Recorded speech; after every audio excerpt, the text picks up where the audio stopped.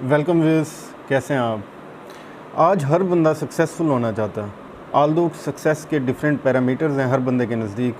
कोई जैसे stock market में आता है तो वो ये सोचता है कि अगर मैंने इतने करोड़ कमा लिए इतने सालों में या बिलियनियर बन गया तो फिर I would think I am successful. इस तरह हर बंदे के डिफरेंट पैरामीटर्स और डिफरेंट चीज़ें हैं। लेकिन अगर हम ओवरऑल देखें कुछ डेटा निकाल के कई डेकेड्स का, तो एक चीज़ हमें मिलती है कि कुछ लोग सक्सेसफुल हो जाते हैं जबकि एक मेजॉरिटी लोगों की सक्सेसफुल नहीं होती।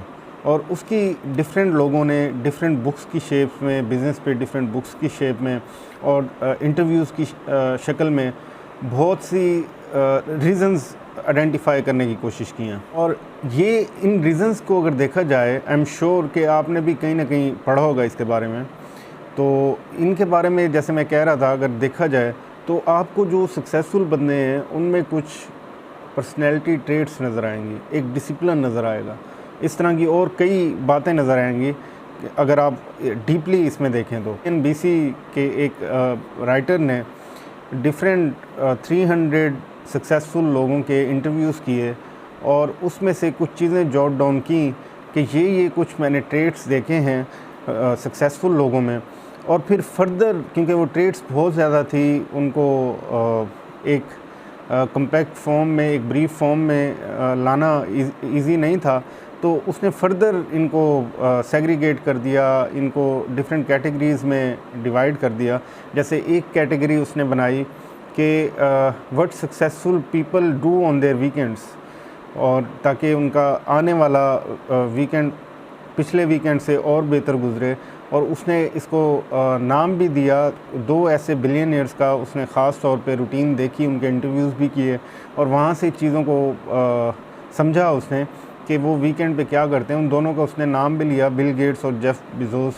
हम जानते हैं सब कि बिल गेट्स माइक्रोसॉफ्ट के वाबस्ता हैं और जेफ बेजोस अमेज़ॉन से हैं, और दुनिया के दोनों 5 कामयाब तरीन लोगों में आते हैं।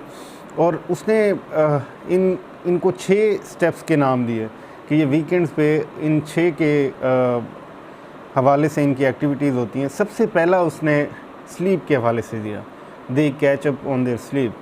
और वैसे तो इसने जो इस हेडिंग में लिखा है, उसकी मेहरबानी है, बड़ी उसने डिटेल में इसको लिखा है। ये है कि हर नॉर्मल बंदे के लिए 7 साढ़े 7 घंटे 7.5 आवर्स सोना रोज़ाना ज़रूरी है, रात की नींद। तो लेकिन फिर साथ ही उसने इसको फर्दर एलेबोरेट भी किया और इसको इजी भी कर दिया थोड़ा, कि क्योंकि डेली रूटीन में ये बाज़ औक़ात इतनी डिमांडिंग जॉब्स होती हैं लोगों की, बिजनेसेस होते हैं, ये मे बी पॉसिबल ना हो। तो इनमें से बिलियनियर्स में से भी बहुत से ऐसे लोग हैं जिनके लिए डेली पॉसिबल नहीं होता, लेकिन वो अपने वीकेंड को इसके लिए इस्तेमाल करते हैं और अपनी नींद को पूरा करते हैं। नींद की importance I can not over emphasise. आपने बहुत सी बुक पढ़ी होंगी, बहुत से आपने आर्टिकल्स पढ़े होंगे, लेकिन एक बात है, आप कोई एक दिन आइडेंटिफाई करें और उसमें आधा घंटा ज़्यादा सो के देखें, और आपकी जो नेक्स्ट डे प्रोडक्टिविटी होगी वो प्रीवियस डे से कई गुना ज़्यादा बेहतर होगी। और बिल गेट्स का मैं एक आर्टिकल पढ़ रहा था और उसने कहा है कि मैंने अपनी जवानी में बहुत से दिन बग़ैर सोए गुजारे क्योंकि ऑर्डर्स पूरे करने होते थे, और उस वक्त मुझे बड़ा अच्छा फ़ील होता था कि I am sacrificing my sleep for something bigger.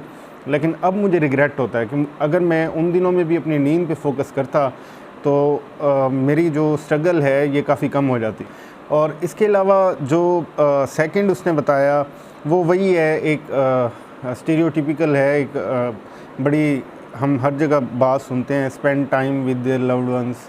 आप अपनी फैमिली के साथ क्वालिटी टाइम गुजार सकते हैं आप, और ये चीज़ क्या करेगी, ये चीज़ आपकी साइकी पे असर करेगी, आपके गोल्स की तरफ आपको मज़ीद इंथुजियास्टिक करेगी और आपको एक मीनिंग मिलेंगे अपने गोल्स की तरफ जाने के लिए, because you also spend on your loved ones. तो एक चीज़, एक मीनिंग मिल जाती है। तीसरा बड़ा इम्पोर्टेंट, और मुझे तो स्लीप के बाद सबसे ज़्यादा इम्पोर्टेंट यही लगा, और वो है strategize on the week ahead.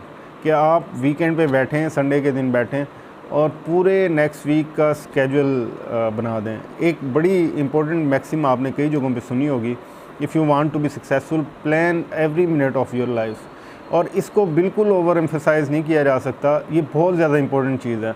आप कैलेंडर पे बैठ के बनाते हैं, कुछ लोगों को डायरी लिखने की आदत होती है, उस पे बैठ के बनाते हैं।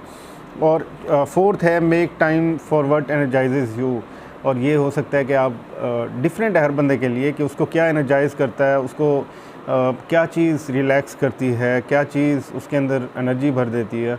और वीकेंड पे ख़ास तौर पे जैसे कुछ लोगों की आदत होती है कि अपनी कोई फेवरेट प्लेस होती है, वहाँ पे ब्रेकफास्ट करते हैं वीकेंड पे, तो ये एक्टिविटीज़ होना बड़ी ज़रूरी है, अपने आप को रिवार्ड करना। और नेक्स्ट है take care of your household chores, आपने जो पेंडिंग काम छोड़े होते हैं आप वो कर सकते हैं। और अगर वो पाइल अप होते जाएंगे, अगर आप इनको हर वीकेंड पे बैठ के साथ साथ निपटाएं ना, तो ये मैं बता रहा था ये एक्टिविटीज़ हैं जो most of the successful people में कॉमन हैं। और इन भाई साहब ने बड़ी मेहरबानी की, इनको एक जगह पे इकट्ठा किया और इनको फर्दर कैटेगराइज भी कर दिया कि वीकेंड्स पे ये करते हैं, डेली ये करते हैं। तो उसके बाद मैंने सोचा कि क्यों ना इन पे भी सेशंस किया जाएँ, लोगों को डिसिप्लिन का बताया जाए कि सिर्फ ऐसे नहीं है कि आप पैसे लेके प्रॉपर्टी मार्केट में, स्टॉक मार्केट में आ जाएं और उसके बाद आप जैसे पहले कर रहे थे डिसिप्लिन लाइफ में है नहीं, तो आप इनकी तरह इन्वेस्टमेंट भी नहीं कर सकेंगे, आप लॉसेस करेंगे, आप में डिसिप्लिन नहीं होगा, पेशेंस नहीं होगा, कुछ नहीं होगा।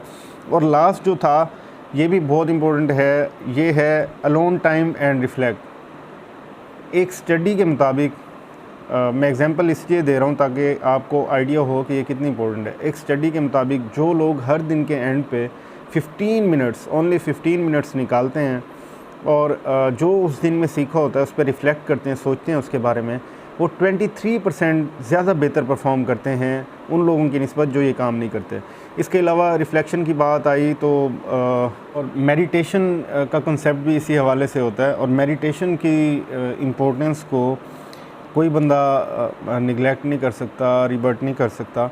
और मेडिटेशन आप चाहे 5 मिनट्स करें, it allows you to control your emotions, और बड़ी बेहतरीन लाइफ हो जाती है। जो लोग मेडिटेशन करते हैं वो मेरे साथ अग्री करेंगे इस बात पे। आपके वैल्यूड फीडबैक का इंतज़ार रहेगा। Thank you very